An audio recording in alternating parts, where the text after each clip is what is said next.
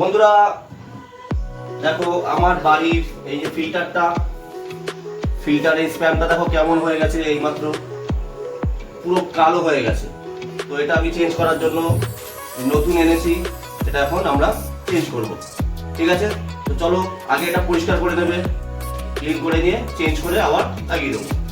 স্প্যামটা কি করছে, আমাদের প্রথমে যে ছাদ থেকে যে জলটা আসে, মানে ট্যাঙ্কি থেকে যে জলটা আসে, সেটার বড় বালিটা মানে বড় কণাগুলো ময়লার এই ও কিন্তু আটকে দেয়।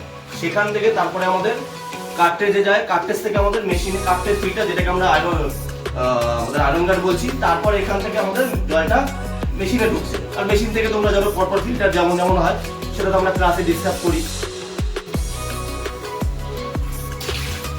বন্ধুরা এটা পরিষ্কার হয়ে গেছে, এটা এই। আচ্ছা, এবার আমরা এই ফিল্টারটা নতুনটা এখানে লাগিয়ে নেবো। ঠিক আছে, যদি হাতের সামনে কিছু না থাকে তাহলে আপনার দাঁত আছে, দাঁত দিয়ে টানুন।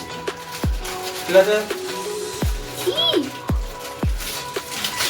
আমার ভিডিওতে একটু মজা পাবেন, ফান করে আমি ভিডিওগুলো করি। এই খুলে নিলাম, একটা ক্যাচ লুপে নেবেন, নিয়ে এভাবে এই লাগিয়ে নিলাম। এবার আমরা এটা নিয়ে এটাকে টাইট দিয়ে দেবো।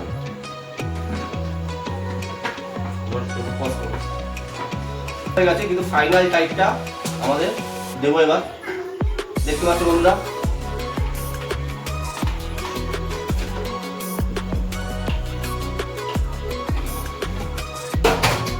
টাইট দিয়ে হয়ে গেল। এবার আমরা দেখতে পাচ্ছ এখানে এটা ইনলাইনটা লাগিয়ে নেব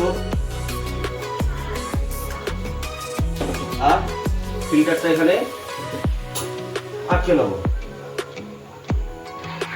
দেখতে পাচ্ছ। আর এইটা তারপর থেকে আউটলেটটাও এখানে এই লাগিয়ে নিচ্ছি। হয়ে গেল আমাদের রেডি। এবার আমি এই দেখতে পাচ্ছ চাবিটা, সামনে আসো একটু, চাবিটা দেখতে দাও। এই চাবিটাতে আমি এবার এই জল ছেড়ে দিলাম। এবার জল আমাদের এখান থেকে গিয়ে তারপর এই ফিল্টারে যাবে। এই দুটো ফিল্টার বাইরে থাকবে, প্রি ফিল্টার দিয়ে তারপরে এটা আমাদের মেশিনে এখানে ঢুকবে। এই হচ্ছে সিস্টেম। কিন্তু অবশ্যই লাগানোর পর দেখে নেবে এখানে জল লিক করছে কিনা, তাহলে বুঝবে ভালো করে লাগানো হয়নি। আর যদি এরকম কখনো হয়, একটু টেপলনও এখানে লিক হতে পারে। যদি কখনো এরকম লিক হয় তাহলে কি করে ফিটিং করছো, লাগিয়েছো ভালো কিনা সেটাও দেখে নেবে। At the same time Teflon use করে নেবে, বা সুতির কাপড়ও, পাতলা কাপড়ও ইউজ করে করতে পারো।